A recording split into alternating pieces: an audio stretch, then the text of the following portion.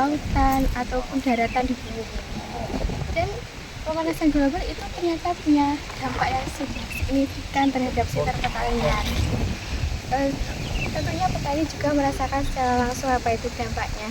Nah, ini mungkin dari komoditas sawit, bapaknya merasakan apa sih dampaknya Pak untuk komoditas sawit itu sendiri? Kalau komoditas sawit, kalau musim kemarau gini Pak, kita harus mengikuti zaman modern. Jadi kalau nanam sawi ya pakai paranet baru bisa bagus. Kalau lokalan nggak jamin kalau kemarau. Karena apa? Suhunya terlalu panas. Suhunya terlalu panas. Terlalu panas. Iya. Jadi pertumbuhan itu lambat. Beda kalau musim hujan gitu kan panas, panas. Kalau musim kemarau bisa bagus, cuma ya pakai paranet. Pakai paranet. Dampaknya itu kayak kalau musim kemarau itu bisa menyebabkan kalau misalnya nggak pakai paranet. Iya, betul. Jadi yang petani di Sembilan Ton itu pakai paranet ya? Iya, kalau mau nggak mau harus pakai. Tanaman supaya bagus. Harusnya bagaimana sih?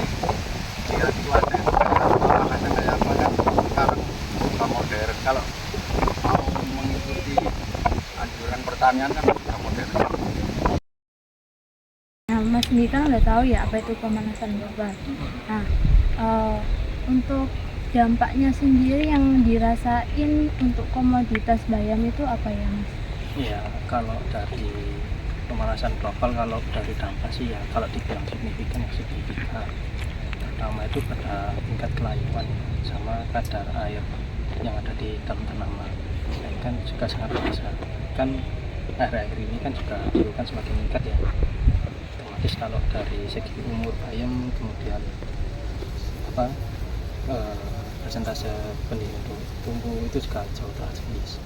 Nah, kalau Mbak tanya bagaimana caranya ya, kita harus bisa ngatur pola pengairan, pemberian air pada tanaman. Kalau pemanasan global itu juga sangat berpengaruh ya terhadap tingkat intensitas serangannya. Kadang itu ya sedikit, kalau lagi membludak itu membludak. Nah, itu kan juga salah satu bikin hal yang sangat merepotkan bagi petani. Tapi bagaimana cara kita menyiasatinya ya, kita harus bisa mengatur ekologi di dalam lahan tersebut. Ya sebisa mungkin kalau untuk aliran udara itu dapat mengalir atau dapat dapat lewat lah secara lancar, itu harus diusahakan, sehingga yang jadi perhatian itu tingkat kerapatan tanamannya atau populasi dalam satu lahan itu juga harus diperhatikan. Global itu kita semua tahu kalau misalnya suhu jadi panas gitu kan, Mas ya. Mau nanya dari pemanasan global itu dampak apa sih yang terasa di perikanan gitu? Untuk dampaknya sih juga signifikan banyak. Jadi terutama untuk volume atau level air itu sering surut daripada naik di musim kemarau. Terus untuk ikan sendiri, dia itu kalau terlalu panas juga kurang bisa survive di dalam tambak. Jadi untuk immortalitas atau tingkat hidup, daya hidup ikan ataupun udang di komoditas kami itu juga cenderung agak menurun gitu. Itu masalah di irigasi airan gitu kan, Mas. Jadi kalau di Masnya itu penanggulangannya itu gimana? Kayak menyelesaikan permasalahannya. Nah, kalau untuk irigasi, kalau kami mengandalkan cuma dari aliran sungai untuk masuk ke areal pertambakan itu juga susah, Mbak. Makanya kami siasati, kami pakai diesel. Jadi kami siasati kalau memang volume atau level air di tambak kami itu surut, kita bisa menyiasati dengan pompa air. Jadi nanti seperti level yang kami inginkan. Karena pemanasan global ini masalah terbesarnya di penyusutan airnya. Iya, penyusutan air. Dan untuk cara Masnya menyelesaikan masalahnya itu dengan pakai mesin diesel. Iya, pakai mesin diesel. Nah, kalau kita ketahui kan pemanasan global itu pada pertanian biasanya itu sering menyebabkan kekeringan yang biasanya para petani itu gagal panen gitu Pak. Nah, untuk Bapak sendiri itu dampak yang Bapak rasakan itu apa ya Pak? Kalau ndak gagal panen Harusnya itu pagi nyiram terus sore nyiram, kalau siang nggak boleh disiram karena tanahnya itu panas. Jadi kalau disiram itu jadi air hangat gitu loh Mbak, bisa panen, nggak bisa gagal panen. Jadi meskipun kalau kan dampak pemanasan global tadi kalau pada sektor pertanian dapat menyebabkan kekeringan ya. Nah Iya. kata bapaknya tadi itu bisa panen tapi ya hasilnya itu maksudnya nggak maksimal gitu Pak.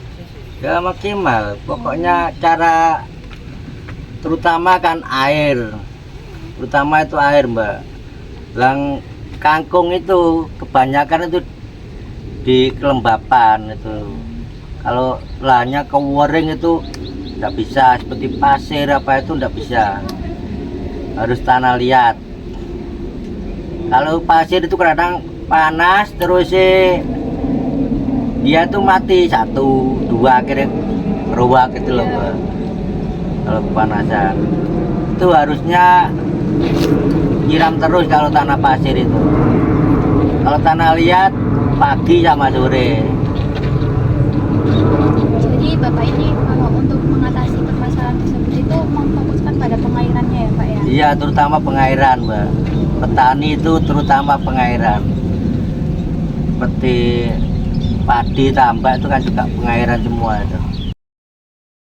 Beberapa akhir tahun ini kan ada peristiwa yang namanya El Nino itu ya Pak. Oh iya. Terus dampak yang dirasain Bapak sebagai petani itu apa aja sih Pak?